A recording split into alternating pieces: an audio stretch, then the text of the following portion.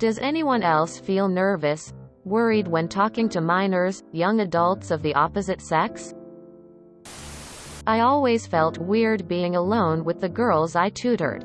22 me. 14 them. Right at the beginning I also set the boundary that I will only be downstairs with them. Not in their room. Even though I know them for a long time, I won't take any risks. No matter how slim they might be. Found a crying child in a store once who lost his mom. I was walking him to the register for them to make an announcement when the mom found us instead. She started yelling and calling names while I tried explaining what happened, but it just didn't matter. I told a family member what happened and they told me that only women can interact with kids without being called a pedophile. Another example. Although picturing it does make me look weird.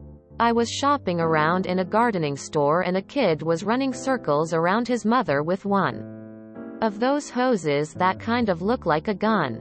I kneeled down to look at some flowers when suddenly I hear the kid saying, "Bang." I looked to the left and saw him pointing the thing at me, so me being me, I pretended to die. The kid found it hilarious, but the mom was pretty angry. Grabbed the kid by his arm and walked away with him screaming. Since I found out about the unwritten rule, I ignore them entirely. TBH. Better safe than sorry. I was accused once of sexual misconduct and was fired because of jokes me and a girl coworker were making and both laughing it up. We did not have even any sort of friendship or relationship beyond work.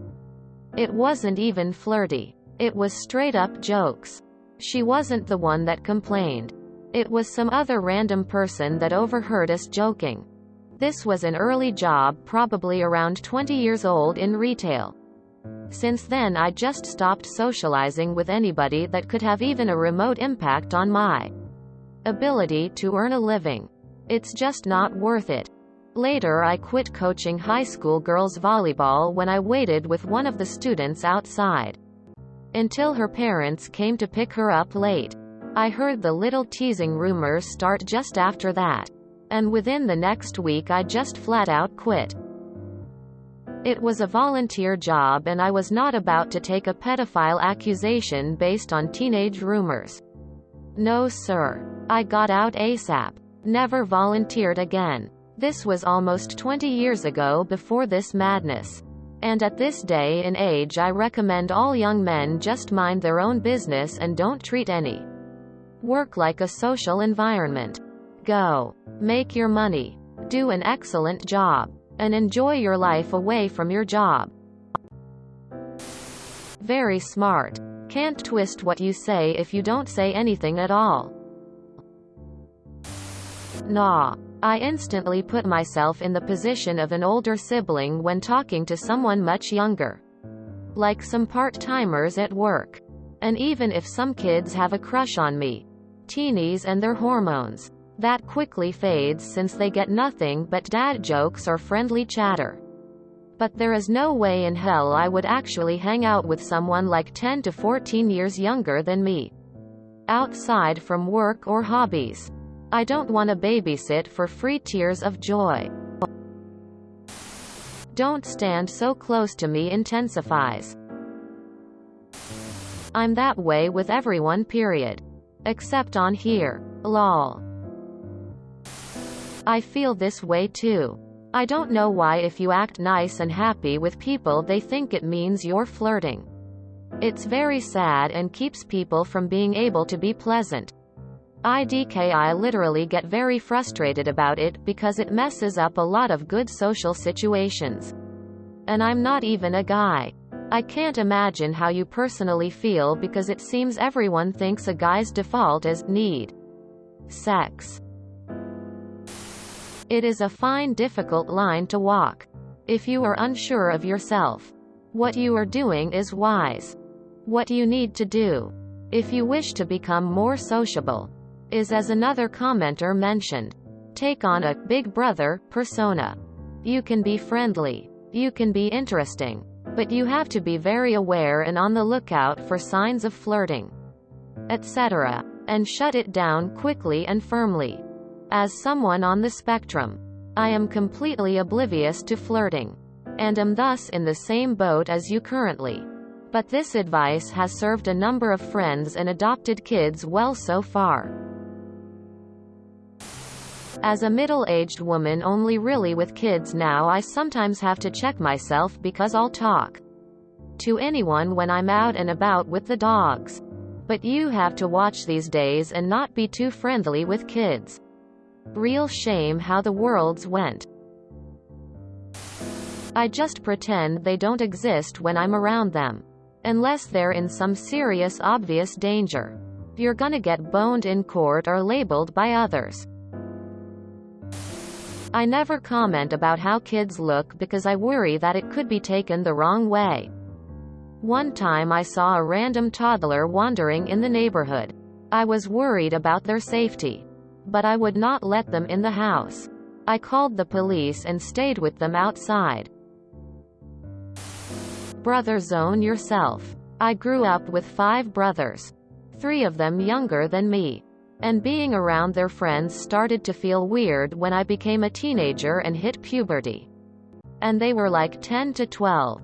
But they were cool kids and I enjoyed hanging out with my brothers and their friends. So I started calling them my little bros. And referring to myself as their big sister. I understand it's not exactly the same, since young girls are far more likely to be preyed on by older guys.